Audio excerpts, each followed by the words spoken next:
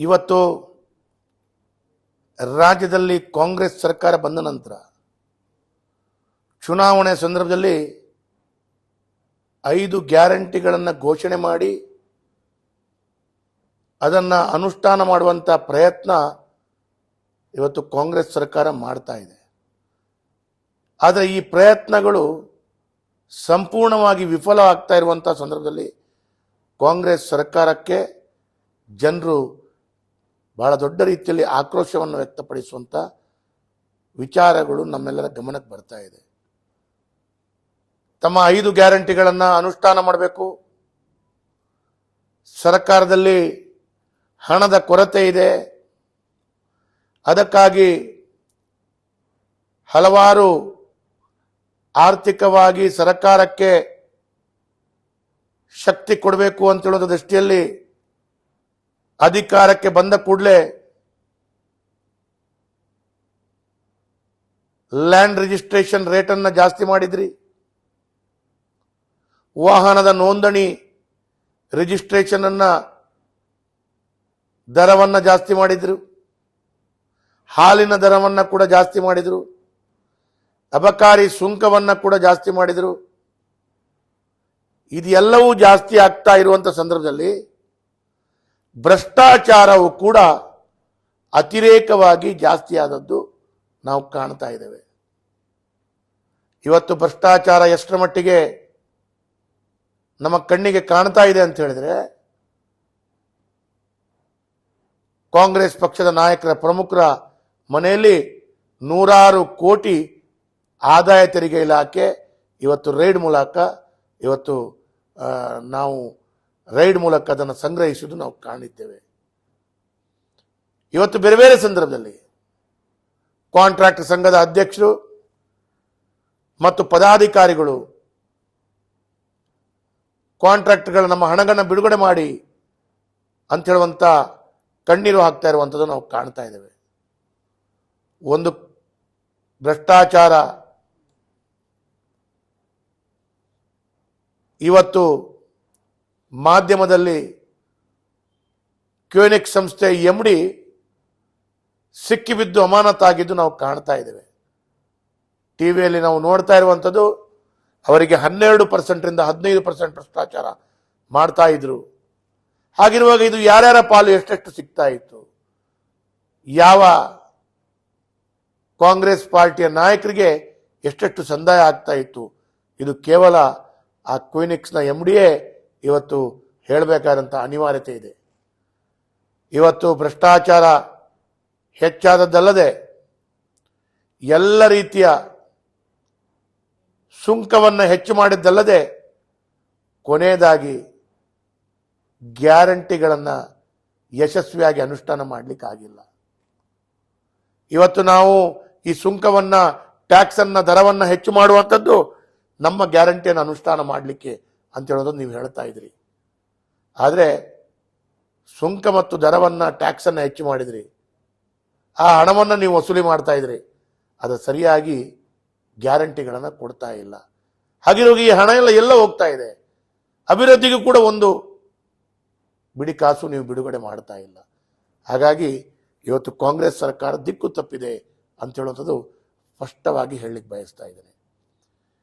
ಇವತ್ತು ನಮ್ಮ ಜಿಲ್ಲೆಯ ವಿಚಾರದಲ್ಲಿ ಹಿಡ್ಕೊಂಡ್ರೆ, ಮಂಗಳೂರು ನಗರದಲ್ಲಿ ಮರಳು ಸಮಸ್ಯೆಯು ತೀವ್ರ ಆಗಿದ್ದು ಜನತೆ ಅದರಿಂದ ತೀವ್ರವಾದಂಥ ತೊಂದರೆ ಅನುಭವಿಸ್ತಾ ಇರುವಂಥದ್ದು ನಾವು ಕಾಣ್ತಾ ಇದ್ದೇವೆ. ಕ್ಷೇತ್ರದ ಒಂದು ಜವಾಬ್ದಾರಿಯಾದ ಶಾಸಕನಾಗಿ ಇದರ ಬಗ್ಗೆ ಸರ್ಕಾರದ ಜಿಲ್ಲಾಡಳಿತ ಗಮನಕ್ಕೆ ತರುವಂಥ ಕೆಲಸ ಕಾರ್ಯಗಳನ್ನು ಮಾಡಿದ್ದೇನೆ. ಈಗಾಗಲೇ ಜಿಲ್ಲಾಧಿಕಾರಿಗಳ ಗಮನಕ್ಕೆ 2-3 ಬಾರಿ ತಂದಿದ್ದೇನೆ. ಆದರೆ ಪತ್ರಿಕಾ ಮಾಧ್ಯಮದಲ್ಲಿ ಮುಖಾಂತರ ಕೂಡ ಸರ್ಕಾರದ ಗಮನವನ್ನು ಸೆಳೆಯುವಂತಹ ಕೆಲಸ ಕಾರ್ಯಗಳು ಮಾಡಿದ್ದೇನೆ.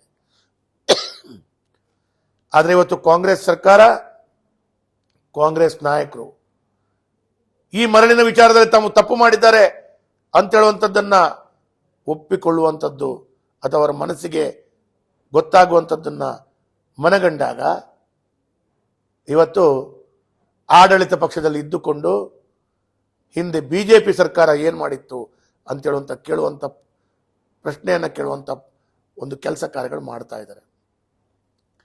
ನಾನು ಒಂದು ಮಾತನ್ನ ಕಾಂಗ್ರೆಸ್ನ ನಾಯಕರುಗಳಿಗೆ ಕೇಳಲಿಕ್ಕೆ ಬಯಸ್ತಾ ಇದ್ದೇನೆ. ಆಡಳಿತ ಪಕ್ಷದಲ್ಲಿ ಇದ್ದುಕೊಂಡು ಉಂಟಾಗಿರುವ ಸಮಸ್ಯೆಯನ್ನು ಬಗೆಹರಿಸುವುದು ಬಿಟ್ಟು ಹಿಂದಿನ ಸರ್ಕಾರದ ದೂರುವಂತ ಅಗತ್ಯವಿಲ್ಲ. ಅಷ್ಟಕ್ಕೂ ಹಿಂದಿನ ಕಥೆಗಳನ್ನು ಹೇಳಲು ಬಿಜೆಪಿ ಸರ್ಕಾರ ಹಾಗೆ ಮಾಡಿದೆ ಅಂತ ಹೇಳುವಂತ ಅಂಥದ್ದು ಹೇಳಲಿಕ್ಕೆ ನಿಮಗೆ ಜನರು ಅಧಿಕಾರ ಕೊಟ್ಟದ್ದಲ್ಲ.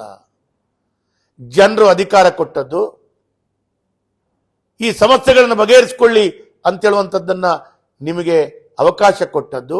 ಇವತ್ತು ಅವಕಾಶ ಸಿಕ್ಕಿದಾಗ ಈ ಸಮಸ್ಯೆಯನ್ನು ಬಗೆಹರಿಸುವುದು ಬಿಟ್ಟು ಈ ಹಿಂದಿನ ಬಿಜೆಪಿ ಸರ್ಕಾರದ ಬಗ್ಗೆ ಟೀಕೆ ಟಿಪ್ಪಣಿಗಳನ್ನು ಮಾಡ್ತಾ ಇದ್ರಿ. ಬಿಜೆಪಿ ಸರ್ಕಾರ ಇರುವಾಗಲೂ ಬಿಜೆಪಿಯ ಟೀಕೆ ಟಿಪ್ಪಣಿ ಮಾಡ್ತಾ ಇದ್ರಿ. ಕಾಂಗ್ರೆಸ್ ಸರ್ಕಾರ ಬಂದ ನಂತರ ಕೂಡ ಬಿಜೆಪಿ ಸರ್ಕಾರದ ಬಗ್ಗೆ ಟೀಕೆ ಟಿಪ್ಪಣಿಗಳು ಮಾಡ್ತೀರಿ. ಅಂದ್ರೆ ಇದರ ಅರ್ಥ ಏನು ಅಂತ ಹೇಳಿದ್ರೆ ಆಡಳಿತ ಸರಿಯಾಗಿ ನಡೆಸ್ತಾ ಇಲ್ಲ. ಅದಕ್ಕಾಗಿ ಬಿಜೆಪಿ ಸರ್ಕಾರ ಇರುವಾಗಲೂ ಕಾಂಗ್ರೆಸ್ ಸರ್ಕಾರ ಇರುವಾಗಲೂ ನೀವು ಬಿಜೆಪಿಯನ್ನು ಟೀಕೆ ಮಾಡುವಂಥದ್ದನ್ನು ಮಾಡ್ತಾ ಇದ್ದೀರಿ. ಇವತ್ತು ಸಮರ್ಪಕವಾಗಿ ಇದನ್ನು ಬಗೆಹರಿಸಿಕೊಂಡು ಇದನ್ನು ಸರಿ ಮಾಡುವಂತ ಜವಾಬ್ದಾರಿ ನಿಮ್ಮ ಕೆಲಸ ಕಾರ್ಯಗಳಾಗಿದೆ. ಈ ಜವಾಬ್ದಾರಿಯನ್ನು ಬಹಳ ಸರಿಯಾಗಿ ಅನುಷ್ಠಾನ ಮಾಡಿ. ಇದನ್ನು ಅನುಷ್ಠಾನ ಮಾಡದೆ ಬಿಜೆಪಿಗೆ ಕೈ ಬೆರಳು ತೋರಿಸುವಂತಹ ಕೆಲಸ ಕಾರ್ಯಗಳು ಮಾಡಬೇಡಿ.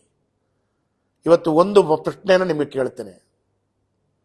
ಇವತ್ತು ಕಾಂಟ್ರಾಕ್ಟರ್ ಸಂಘ ಮಂಗಳೂರಿನಲ್ಲಿ ಎಲ್ಲ ರೀತಿಯ ಮನೆ ನಿವೇಶನಗಳೆಲ್ಲ ಕಟ್ಟುವಂಥದ್ದು, ಬಿಲ್ಡಿಂಗ್ ಕಟ್ಟುವಂಥದ್ದು, ಸರ್ಕಾರಿ ಪ್ರಾಜೆಕ್ಟ್ಗಳ ಅಭಿವೃದ್ಧಿ ಕಾರ್ಯಗಳು ಮರಳಿನಿಂದಾಗಿ ನಿಂತೋಗಿದೆ. ಇನ್ನೊಂದೆರಡು ದಿವಸಗಳಲ್ಲಿ ಕಾಂಟ್ರಾಕ್ಟರ್ ಸಂಘದವರು ಬಹಳ ದೊಡ್ಡ ರೀತಿಯಲ್ಲಿ ಮಂಗಳೂರಿನಲ್ಲಿ ಮರಳಿನ ಸಮಸ್ಯೆಗಾಗಿ ಪ್ರತಿಭಟನೆ ಮಾಡ್ತಾ ಇದ್ದಾರೆ.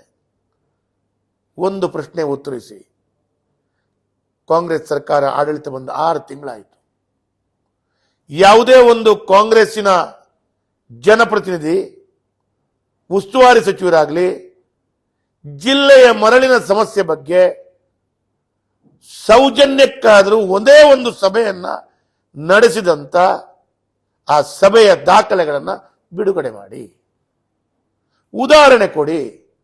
ಸಭೆ ಮಾಡಿದ್ದೀರಿ ಅಂತೇಳಿ ಆದ್ರೆ ಆಸ್ ಪರ್ ಪ್ರೋಟೋಕಾಲ್ ಮಂಗಳೂರು ನಗರ ದಕ್ಷಿಣದ ಶಾಸಕರಾದ ನನಗೆ ಕೂಡ ಅಧಿಕೃತವಾದಂತ ಮೀಟಿಂಗಿಗೆ ಭಾಗಿಯಾಗುವಂತ ಅವಕಾಶಗಳ ಪತ್ರ ನನಗೆ ಸಿಕ್ತಿತ್ತು.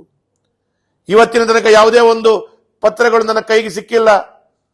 6 ತಿಂಗಳಲ್ಲಿ ಯಾವುದೇ ಒಂದು ಮೀಟಿಂಗ್ ಇದೆ ಅಂತ ಹೇಳೋದು ನನಗೆ ಮಾಹಿತಿ ಬಂದಿಲ್ಲ. ಹಾಗಿರುವಾಗ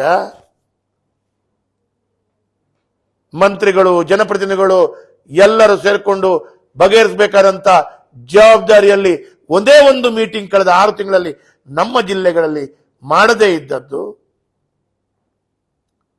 ಇವತ್ತು ಮನೆ ಕಟ್ಟುವಂತವರು, ರಸ್ತೆ ಕಾಮಗಾರಿಗಳಾಗುವಂತ ಸಂದರ್ಭದಲ್ಲಿ ಬಿಲ್ಡಿಂಗ್ ಕಾಂಟ್ರಾಕ್ಟರ್ಗಳು, ಕ್ರೆಡೈ ಮೆಂಬರ್ಸ್ಗಳು, ಎಲ್ಲ ರೀತಿಯ ಕೂಲಿ ಕಾರ್ಮಿಕರು ಕಷ್ಟವನ್ನು ಅನುಭವಿಸ್ತಾ ಇದ್ದಾರಲ್ಲ. 6 ತಿಂಗಳಲ್ಲಿ ಒಂದು ಮೀಟಿಂಗ್ ಮಾಡಲಿಕ್ಕೆ ಆಗದಿದ್ದವರು ನೀವು ಈ ಜಿಲ್ಲೆಯ ಒಳಿತಿಗಾಗಿ ಏನನ್ನಾದರೂ ನಿಮ್ಮನ್ನ ನಿರೀಕ್ಷಿಸಲು ಸಾಧ್ಯ. ಹಾಗಾಗಿ ನಾನು ಒಂದು ಮಾತನ್ನ ಹೇಳ್ತೇನೆ, ಇನ್ನಾದರೂ ಬಿಜೆಪಿ ಅಂತ ಹೇಳುವಂಥದ್ದನ್ನು ಬಿಡಿ. ನಿಮಗೆ ಜವಾಬ್ದಾರಿ ಸಿಕ್ಕಿದೆ, ನಿಮ್ಗೆ ಅಧಿಕಾರ ನಿಮ್ಮ ಕೈಯಲ್ಲಿದೆ. ನಿಮ್ಮ ಅಧಿಕಾರವನ್ನ ಒಳ್ಳೆಯ ರೀತಿಯಲ್ಲಿ ಚಲಾವಣೆ ಮಾಡ್ತಾ ಮರಳಿನ ಸಮಸ್ಯೆಯನ್ನು ಬಗೆಹರಿಸುವಂತ ಚಿಂತನೆ ಮಾಡಿ. ಈ ಚಿಂತನೆಯನ್ನ ಮಾಡಿ ಸರಿಪಡಿಸುವಂತ ಕೆಲಸ ಕಾರ್ಯಗಳು ಮಾಡಿ.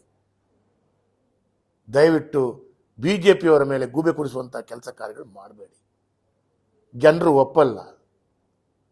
ನಮ್ಮ ಸರ್ಕಾರದ 3.5 ವರ್ಷ ಅವಧಿಯಲ್ಲಿ ಯಾವತ್ತೂ 3.5 ವರ್ಷ ಅವಧಿಯಲ್ಲಿ ಒಂದೇ ಒಂದು ಕಾಂಟ್ರಾಕ್ಟ್ ಸಂಘದವರು, ಒಂದೇ ಒಂದು ಬಿಲ್ಡರ್ ಅಸೋಸಿಯೇಷನ್ ಅವರು, ಒಂದೇ ಒಂದು ಮನೆ ಕಟ್ಟುವಂತ ವ್ಯಕ್ತಿಗಳು ಯಾವತ್ತೂ ಸ್ಟ್ರೈಕ್ ಮಾಡಿಲ್ಲ.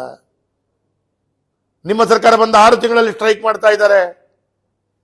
ಇದರ ಅರ್ಥ ಜನರಿಗೂ ಕಾಂಗ್ರೆಸ್ನ ಮೇಲೆ ವಿಶ್ವಾಸ ಇಲ್ಲದಂತ ರೀತಿಯಲ್ಲಾಗಿದೆ. ಹಾಗಾಗಿ ನೀವು ಆಡಳಿತವನ್ನ ಇಟ್ಟುಕೊಂಡು ಬಿಜೆಪಿಗೆ ದೂರುವುದಾದ್ರೆ ಆಡಳಿತವನ್ನು ಬಿಟ್ಟು ನೀವು ಆಡಳಿತವನ್ನು ಬಿಟ್ಟುಕೊಡುವಂಥದ್ದು ಒಳ್ಳೆಯದು ಅಂತ ಹೇಳೋದು ನನಗೆ ತಿಳಿತಾ ಇದೆ. ಹಾಗಾಗಿ ಕಾಂಗ್ರೆಸ್ಗೆ ಆಗ್ರಹಿಸ್ತಾ ಇದ್ದೇನೆ, ಜನರ ಬೇಡಿಕೆ, ಜನರ ಮನಸ್ಪೂರ್ವಕವಾದಂಥ ಬೇಡಿಕೆಗಳಿಗೆ ನೀವು ಇವತ್ತು ಸ್ಪಂದನೆ ಕೊಡಿ, ಅದರ ಮುಖಾಂತರ ಜನರ ಕೆಲಸ ಕಾರ್ಯಗಳನ್ನು ಮಾಡಿ ಅಂತ ಹೇಳುವಂಥದ್ದನ್ನು ನಾನು ಆಗ್ರಹಿಸ್ತೇನೆ. ತುಂಡು ನೆಪ ಹೇಳಿ BJPಯವರಿಗೆ ಬೆರಳು ತೋರಿಸುವಂಥ ಕೆಲಸ ಕಾರ್ಯಗಳು ಮಾಡಬೇಡಿ ಅಂತ ಹೇಳುವಂಥದ್ದನ್ನು ನಾನಿವತ್ತು ಎಚ್ಚರಿಕೆ ಕೊಡಲಿಕ್ಕೆ ಬಯಸ್ತಾ ಇದ್ದೇನೆ.